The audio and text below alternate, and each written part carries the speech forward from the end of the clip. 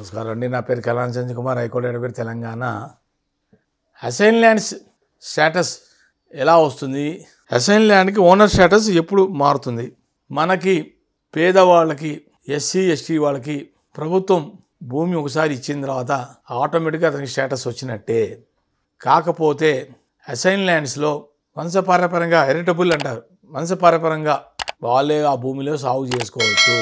కాకపోతే assign lands ప్రభుత్వం ఇచ్చిన భూమిని ఎవరు కూడా మార్టిగేజ్ చేయకూడదు, ట్రాన్స్ఫర్ చేయకూడదు, సేల్ చేయకూడదు, ఎవరికి కూడా గిఫ్ట్ ఇవ్వకూడదు.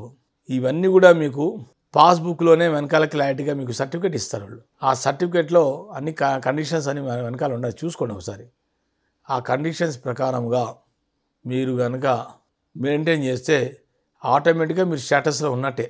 ఒకసారి అసైన్ ల్యాండ్ ప్రభుత్వం మీకు ఇచ్చిన స్టేటస్లో మీరు ఉన్నట్టే, అక్కడ ప్రాబ్లమే లేదు. కానీ దాన్ని నిలబెట్టుకోవాల్సిన బాధ్యత మీదే. ఒకసారి ప్రభుత్వం మీకు భూమి ఇచ్చింది, వంశపారపరంగా నిలబెట్టుకుంటూ ఉండాలి. మీరు ఆ భూమిని మళ్ళీ డిస్టర్బ్ చేయకూడదు, ఎవరికి ఇవ్వకూడదు. పొరపాటున భూమిని మీరు కనుక ఎవరికైనా అమ్మినా, మార్టిగేజ్ చేసినా, ఏది చేసినా మళ్ళీ ఆ భూమిని వెంటనే వాపసు తీసుకునే అధికారం ఒక గవర్నమెంట్కే ఉంది.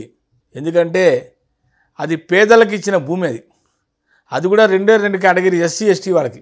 అది మరి నిలబెట్టుకోవాల్సిన బాధ్యత మీదే. రేపొద్దున సార్ నా భూమి పోయిందని మేము లబోదేవం మొత్తుకుని ఏం చేయలేం. యాక్ట్లోనే అలా చెప్తాను. అసైన్ ల్యాండ్లో మీరే దొన్నుకోండి అని అంటుంది కదా, మీరు అలాగే ఉంచుకోవాలి పర్మనెంట్ కదా నా భూమి. మీరు అలా దాన్ని ఉంచుకుని మీ స్టేటస్లో కనుక మీరే ఉంటే, దాన్ని డిస్టర్బ్ చేయకుండా ఉంటే జీవితాంతం వారసత్వంగా మీరు ఆ భూమి ఉంచుకోవచ్చు. ఎక్కడ ఎవరు మిమ్మల్ని ఇబ్బంది పెట్టరు. పొరపాటున ప్రభుత్వం భూమి ఇచ్చేసారు, నాకు ఇచ్చేసారు కదా అని చెప్పి నువ్వు ఆ భూమిని అమ్ముకున్నావంటే గోవింద, మళ్ళీ వెంటనే వాళ్ళు రిటర్న్ తీసుకునే ఆస్కారం ఉంటుంది. దీన్ని అంటే అసైన్ ల్యాండ్ స్టేటస్.